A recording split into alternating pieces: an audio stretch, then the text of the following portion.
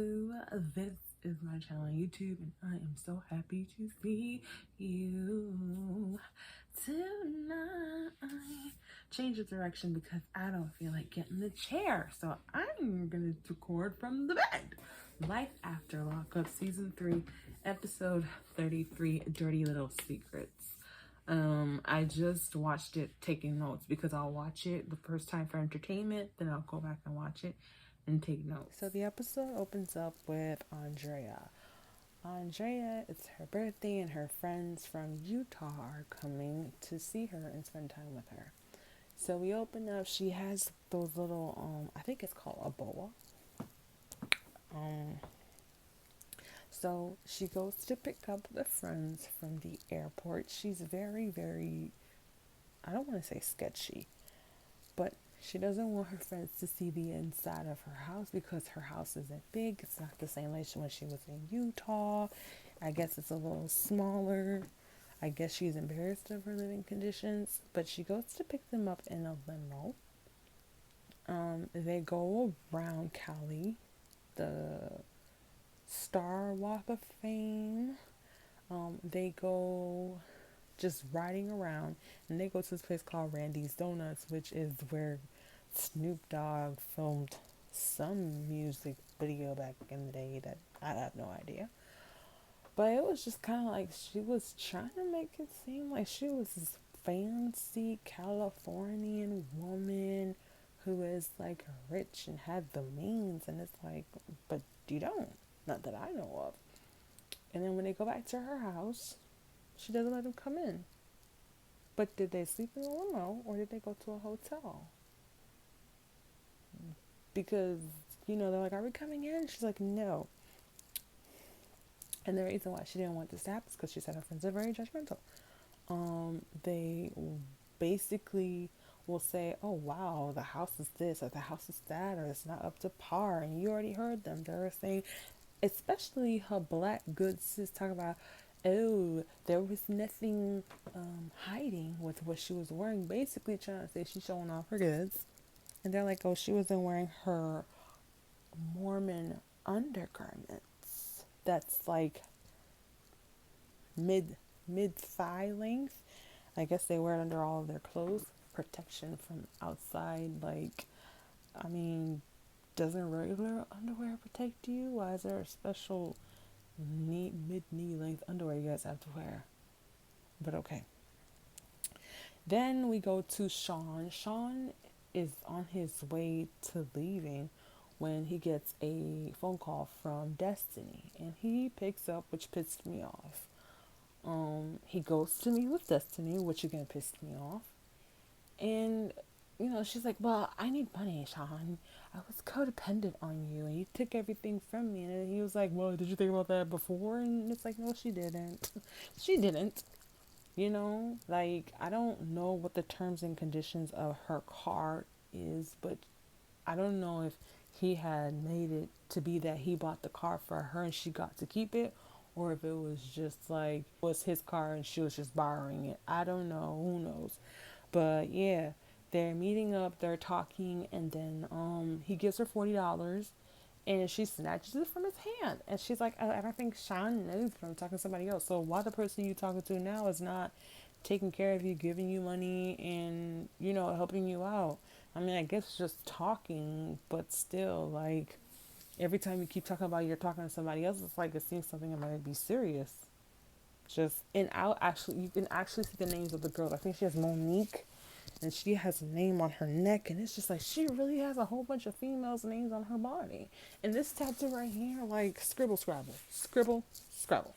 Also, when he was like, oh, you tricked me, and then Destiny was like, oh, well, you're talking to inmates, that's like a form of tricking also. Don't you think you're tricking? Like, okay.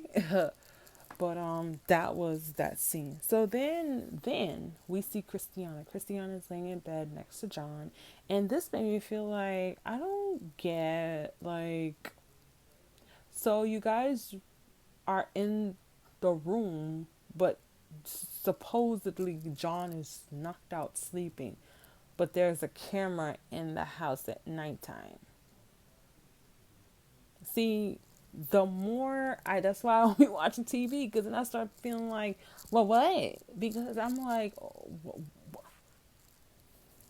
is there like a if there's cameras in the house, like you could turn on and off, I guess. But if there's a cameraman and John is sleeping and he's recording John sleeping and Christiana sneaking around to go across, if I guess he sleeps hard because she went to the room where Tara was, and she sits down. She calls Tara and wants to meet up with Tara behind John's back at a East Side Parkway or something like that, and they're gonna go meet up. She also says she's worried and something's telling her not to do this because it could end bad, but she wants the answers. And she also admits that this could be something that will cause her to use. Okay. This color, I think this is by BB Rexa, but sure. I like it. Of course, when you paint your own nails, you have the nails that mess up, but how y'all like? I like it. It's like a chocolate brown color with sparkles. I like it. So shout out to BB Rexa. I think it was her picture. It was $2.97 at Walmart, but Christiana did admit that this would be something to make her use because, like, dead ass, like, if this is true, it's gonna really hurt her. Shavel goes dress shopping with a friend. The end. Because I really feel like, okay, what is there to say? Shavel's mom wasn't there. Quaylen's mom wasn't there. It was just her and a friend. And it's so funny because she said the friend wasn't judgy, but then the friend was judging when she was like, oh, he cheated. Which did Quaylon cheat or didn't he? That's what I want to know. Because she said he cheated and then he said he didn't.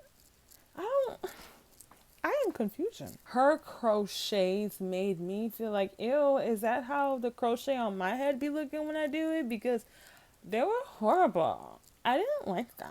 You know, I am a lover of crochet because, you know, when I had cut my hair and I was in my hair grow and I wasn't going back to get relaxers, I used to do crochet a lot because it's very, very simple. Like, not really time consuming. And if that's how it looks when I get my crochets, then I don't want to do them no more. Marcelino, I think he's barbecuing outside and they're getting ready for Gil and Shannon to come over. So Gil and Shannon come over. You know, it's a little family night, and you know, Brittany's giving her whole monologue. I'm just so happy to have all my family together. This is what I really wanted. Yada yada yada. And up until now, we've been like, okay, okay, it worked, okay, it worked. But this is where Brittany fucked up. Brittany, I think she made a mistake. This was pushing it. Gil was outside. And Cynthia goes outside. And she asks Gil if she can talk and can they go on a walk. And of course Gil says, you know, no, we don't have to go on we don't have to go out on a walk, but we can talk. And Cynthia is just so emotional. And you could tell she's sad that she messed up what she had. I think Gil recognizes that too. So Gil gives her a hug, which I was like, oh nah, don't let that be me. Because if I was in the kitchen or by a window and I saw that, call me insecure or whatever. I'll be like, snatch your blind. See what we're not going to do. You're not about to hug your ex-wife, fiance, where the hell she was like that. It's not your fault. I would have been pity. Maybe I'm a changed person, but I don't. No, I'm not. I would not have like that. I'm gonna tell you right now. If I didn't say anything right then, you best believe we would have been in the cars. Like, oh, so you was hugging on your ex, huh? Oh, that's what we doing now? Oh, so you think that's cute? Okay. All right. But, you know, they were hugging. And it was very hard to watch because, you know, then everybody else comes outside. I don't know if it was outside or inside when Shannon and Gil were kissing, but it is so sad because here's your daughter with her husband, here's your ex with his new girl, and then here's the kids, and you're just sitting there. this is going to be one of those situations. Brittany swears that she did such a good job and this was a good thing. No, because your mother was in love with this man. She was in a relationship with this man. She had, I think, 2 kids with this man. This man was your stepfather. She had something with him. It messed up. She never healed. She ran to drugs, which means, yes, there's unfinished business, but those emotions that's living inside of her, for you to put her in that situation of seeing her ex with a new woman and him smiling and being happy, and she just, your mom about to use. Cynthia, you thought Cynthia was bad before. Oh, it's bad now because number one, her mom didn't admit to all the stuff. Number two, she saw that fire where she tried to commit the act of taking her life away, and now she's looking at her ex with another person. I feel like yes, this was a good thing. It got milestone. It accomplished something, but this right here, this is going to make everything turn because instead of okay, let's have a family day, and even Gil said Brittany made a mistake bringing her mom because you didn't tell Gil. Gil could have either choose A, to show up without Shannon to prevent something, or B, not show up at all. But the man that your mom was with, that she, I feel like Cynthia is still in love with Gil. She still loves that man. And it's killing her to see him with somebody else. So, Brittany, you're going to be in for a rude awakening. Because your mom dismissed herself to go upstairs, right? She's crying herself to sleep. If you wake up the next day and she's not there, I'm not going to be surprised. If you go back to wherever you guys came from, I think it was Las Vegas, and you can't hear from her, it's your fault. It's your fault, Brittany. It's your fault. You dropped the ball. Just being a woman, like, Gil was probably the one that got away for Cynthia. You know, like, he gave up on her, he walked away from her and left her hanging. Michael is playing piano and he's talking to his mommy. And, you know, all of a sudden, Michael wants to fix his marriage now. He wants to be with Sarah and he's willing to cut out all of the women for Sarah now. Michael, you're lying. You're lying. Michael is willing to stay with Sarah as long as they can have an open marriage. As long as she's not mad when he's effing other women, Michael is okay. But I bet you Sarah can't F other men. Ever since this whole situation, and mind you, I haven't watched previous seasons. I've only heard of previous seasons. But as soon as Sarah got with this Malcolm guy, he wanted to be a family man. As soon as Sarah dropped Malcolm, which I know Michael doesn't know that she dropped Malcolm. But now he leaves. He's not picking up the phone. He's not responding to Sarah. He has to talk to his pretty girls. And then now all of a sudden you want to be a family man and you want to marry, like work out your marriage, and you're willing to cut off. Child. Michael, boo. Then we see that Sarah's going to go meet up with Malcolm, which she would have never did if it wasn't for her best friend, Essa. Was it SC? Yeah, because her name is the nail polish company. So if it wasn't for Essie telling Sarah to call Malcolm, she would have never called Malcolm. And Malcolm called her on it, and she was like, no, yeah, you only meet up with Malcolm because Michael's not there. Because I bet when Michael was there, you wasn't worried about no damn Malcolm. And Michael's going on a date with some girl named Sasha. Sasha looking like homebody, like Michael's taste in women is anything goes. Because we saw that other girl, she was like makeup and dressing, like, I don't want to say dressing cute, but she was opposite of Sasha because Sasha's no makeup. She's like home girl, like, you know, I don't care about all that other stuff. And it was so sad because she was like, "Oh, does that mean you're open now?" Did she say open? Did she say, "Does that mean you're available now?" Like Michael, like okay, Michael's profile, like from the side, oh he's cute, okay, but then when you see his face and the way he be like, "I mean, no, it's like, oh no, nah, that I'm good off that." But they outside and leaning up against the car, and You staying with your moms or do you have a room? What did she say? Am I convincing you enough? This is a mess. But Malcolm asked Sarah if she's messing with Michael, and she's like, and Sarah's like, what? What are you talking about? Y'all, they're pointless because at the end of the day, Michael's still gonna be Michael, and Sarah's still gonna be Sarah. Gullible and horny player. Sylvia comes to pick up Maila. Then Shavel goes to talk to her outside.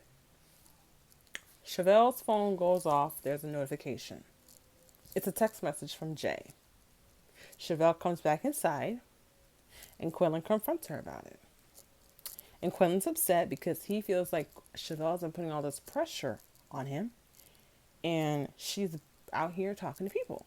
So he's like, you made me stop talking to Chi-Town, but you over here talking to Jay. And, he's reading her. Not reading her like, oh, read for filth, but he's like, oh, okay, I got you.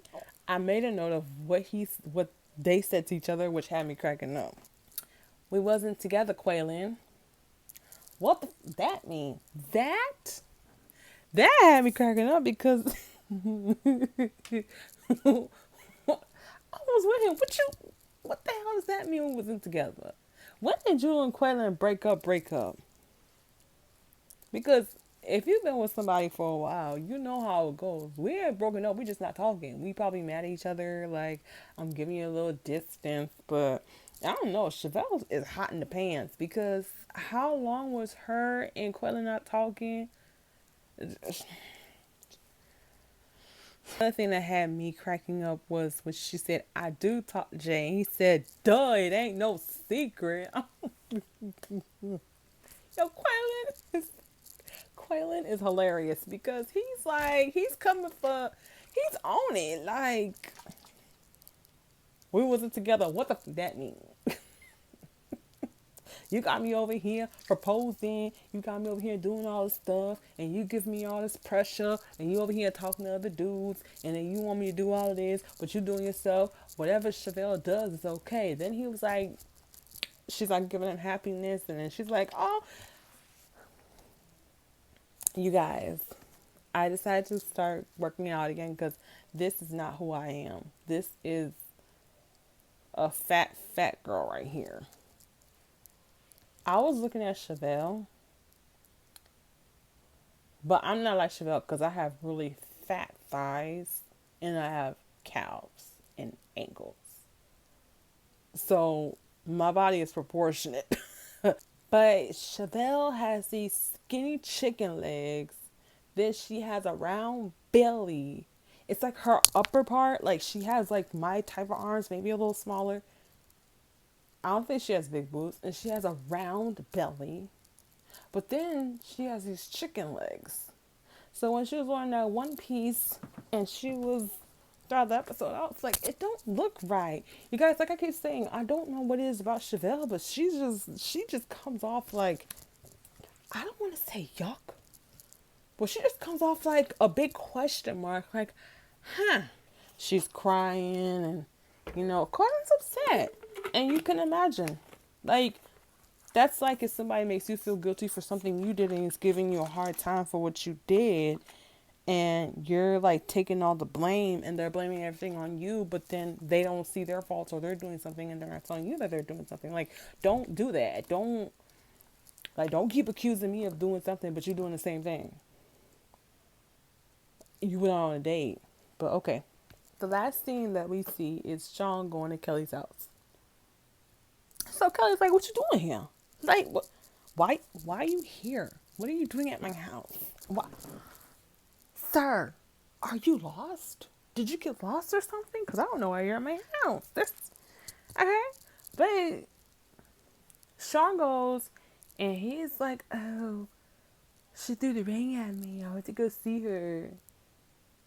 And Kelly was like, oh, so what I said was going to happen really happened, huh? What I told you was going to happen really went down. So as like on cue, when she says Gracie's name, here comes Gracie. Gracie pops out. And she's like, what are you doing here? Oh, now you remember us? We were second fiddle. You didn't give a crack about her. When I didn't catch this the first time I watched the episode, but I did the second time. Gracie said that she would call and Destiny would hang up the phone. Gracie also said that when she would text, the text would be seen, but then no reply. I don't know if you guys remember, but in the last review I said, okay, I don't know how old Sean's oldest child is, but like this is stuff that he should be saving for his kid, like giving your kid a credit card, giving your kid a car or whatever, depending on how old his oldest child is. And I'm guessing Gracie is the oldest. And for you to break your daughter's heart, like, I have no respect for Sean. I was upset, but now I'm a little calmed down, so I'm not turned. But I have no respect for Sean. You go out of your way to go get this woman. You put up money that you could save. You have 6 kids with Kelly. So instead of saving that money for your kids, you go put your kid. So instead of saving that money for your kids, you put that money on the line for a woman that you met through an app or through an online site that you're going to meet for the first time. And you gave up money, you gave up time, and all of this, and you pick another woman over your child. And now your daughter is going to have this everlasting feeling of, you abandoned me for another woman. And that's your kid. That's your blood. You made her feel unimportant. And who knows how the other 5 kids feel. And she didn't want to be around him. She was like, get out. She didn't say get out. She said, can you please leave? I don't want to be around you right now. And she was just crying. And that hurt. Because, like, imagine your dad just, like, turning his back on you for another woman. Not putting the woman in her place. Not putting you guys on top. Even it, like, he could have done it in a way in which, like, okay, he knows Destiny feels some type of way, where he could have been like, okay, when I get off work, I'm gonna go see my kids for like an hour. He could have given money to his kids, like, if your kid calls or texts you, you could still call him back and text, go outside, I don't get it. Like, it's like Destiny was holding him hostage. I don't remember how many kids, I don't remember how many kids Destiny said that Sean told her he had. But she knew he had kids. And Destiny has kids, y'all. Destiny has kids. He lied about his age and the number of kids he has to Destiny. Then again, well, I don't think Destiny had a dad around. So maybe she doesn't see there's an importance of dads being in kids' lives. I don't know. This was sad. My mood shifted. I'm not excited. I'm kind of feeling down. I'm about to end this video all gloomy like. But that was the episode. We saw a preview for next week, and it's about to be lit. It's about to be some fire. Thank you for watching. Bye, guys. Have a great day. Like, comment, subscribe, EMERALDLOUU out. Also, follow me on my social media accounts. Okay? All right. Bye. Thank you for watching my video. Please don't forget to like, comment, and subscribe to my channel to show it some love. And until next time, you guys stay safe. Thank you.